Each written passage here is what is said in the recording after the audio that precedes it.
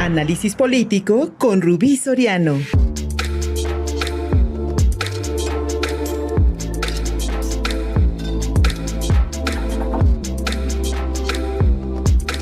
Las introducciones yo creo que sobran, mi querida Rubí Soriano, porque lo que vimos este fin de semana, esta carta publicada por el ex consejero jurídico del presidente López Obrador, Julio Scherer, pues por supuesto que ha removido las aguas, ha puesto a la presidencia de la República en un dilema, en un dilema especialmente, como tú destacas, querida amiga, sobre las lealtades al llamado proyecto de la Cuarta Transformación, especialmente a la figura presidencial. Y este conflicto de intereses entre el exconsejero jurídico, el fiscal general, acusado de abuso de poder, y en contubernio con la exsecretaria de Gobernación, Olga Sánchez Cordero. ¿Qué tenemos enfrente, mi querida Rubí Soriano? Buenos días. Buenos días, Luis. Buenos días a todo el auditorio de Contigo Puebla. Pues, como la mejor odisea de los odios gestados en el Olimpo, los tres principales personajes que en algún momento cerraron la tríada del blindaje más cercano al presidente Andrés Manuel López Obrador, se abren fuegos mutuos para destapar las historias en la verdadera lucha de poder que se vive en el llamado Cuarto de Junto.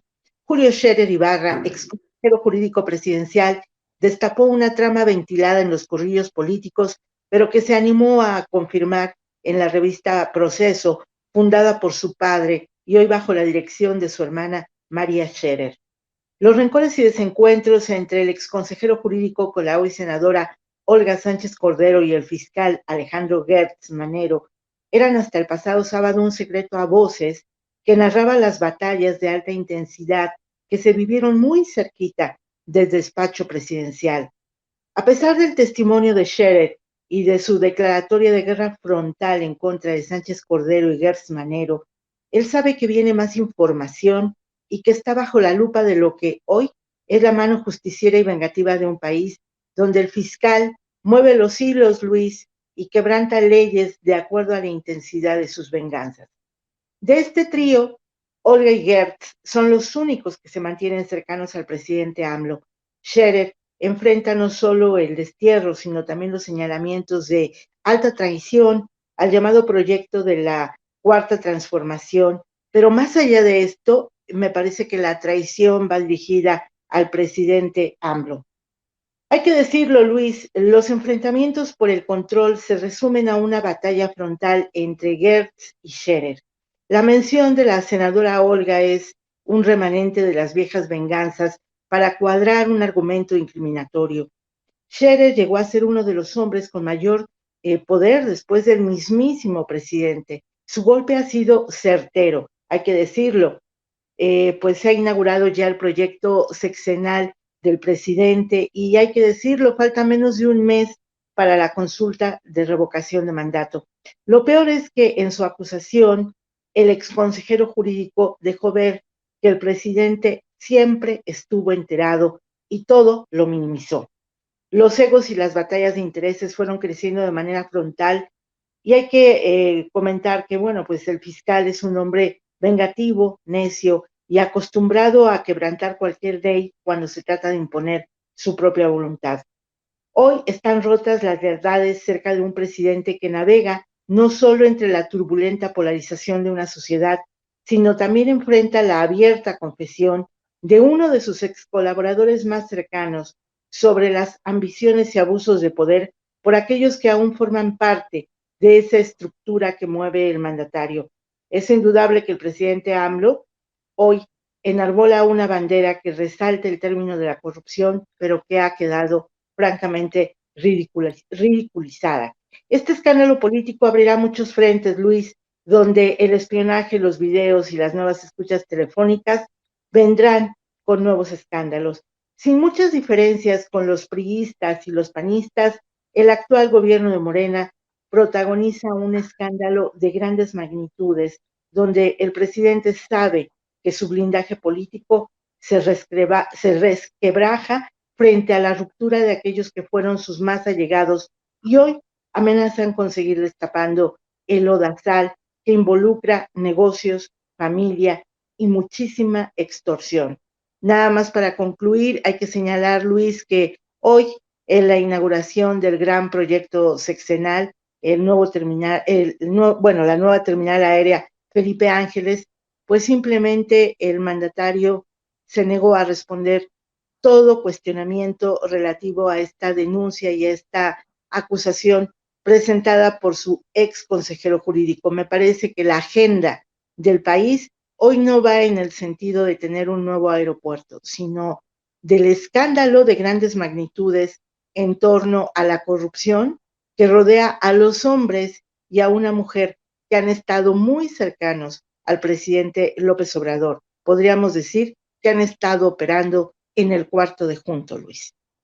Lamentable, Rubí Soriano, en cualquier aspecto. Estoy tratando de recordar si en algunos sexenios pasados, ya que vaya, la frase está de moda, se había suscitado un cisma de este tamaño, una división tan poderosa, tan fuerte entre el equipo más cercano de un presidente de la República.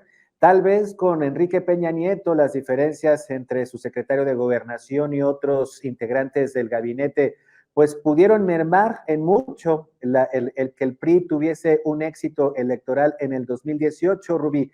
Pero lo que estoy viendo con Andrés Manuel López Obrador va más allá, porque que el consejero jurídico, ex consejero jurídico, Julio Scherer, esté dirigiendo en especial su crítica o su denuncia a este abuso de poder con fines personales por parte del fiscal general Alejandro Gertz Manero, sin ningún tipo de contrapesos políticos, nos habla también en mucho, mi querida Rubí, de esta, pues de esta prácticamente anuencia por parte del presidente Andrés Manuel López Obrador de que desde la fiscalía pues se persiga a los enemigos de Gertz y quien quite también a los enemigos del presidente López Obrador, el uso faccioso de la ley, de las instancias, de las instancias jurídicas, de las instancias que están obligadas a la procuración de justicia para entonces perseguir enemigos, Rubí. Así es, Luis. A mí lo que me parece preocupante es que estamos viendo si a un ex consejero jurídico que sale a ventilar todo este lodazal que involucra pues a Gertz, a la exsecretaria de Gobernación. Sin embargo, me parece que ninguno de los tres va a salir bien librado. Tanto Scherer como Gertz pues tienen muchos antecedentes que se le pueden seguir tan solo en bienes personales.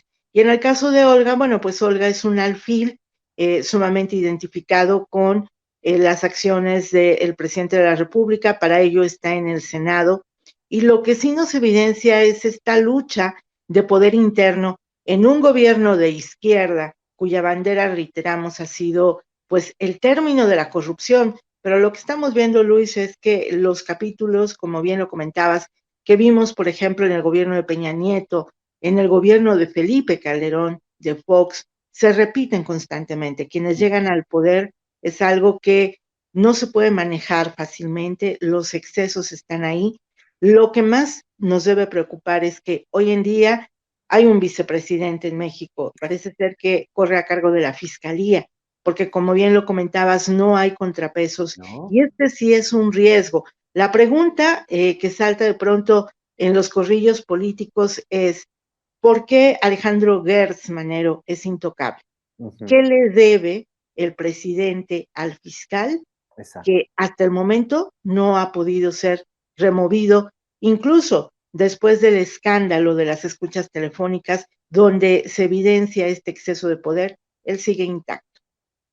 O en el caso de la señora Alejandra Cuevas, mi querida Rubí, que ha sido comprobado desde muchas maneras el abuso del poder por un asunto familiar, por un asunto de conveniencia de tipo personal por parte del fiscal para encarcelar a esta señora.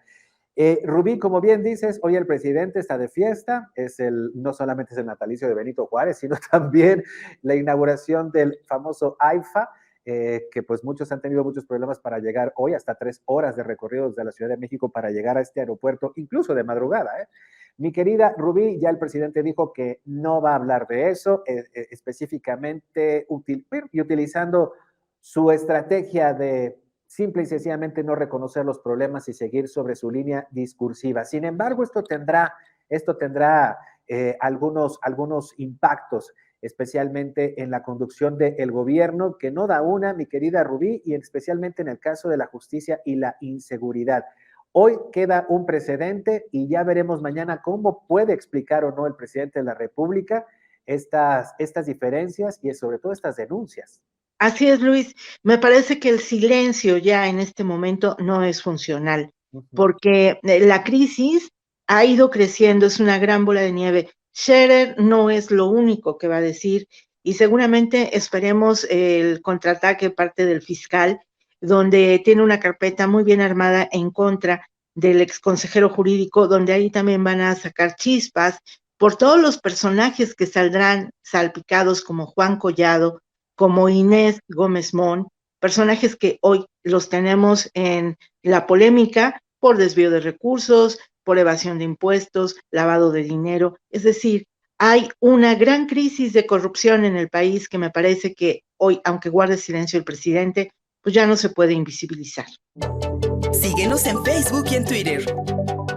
Estamos contigo, Puebla.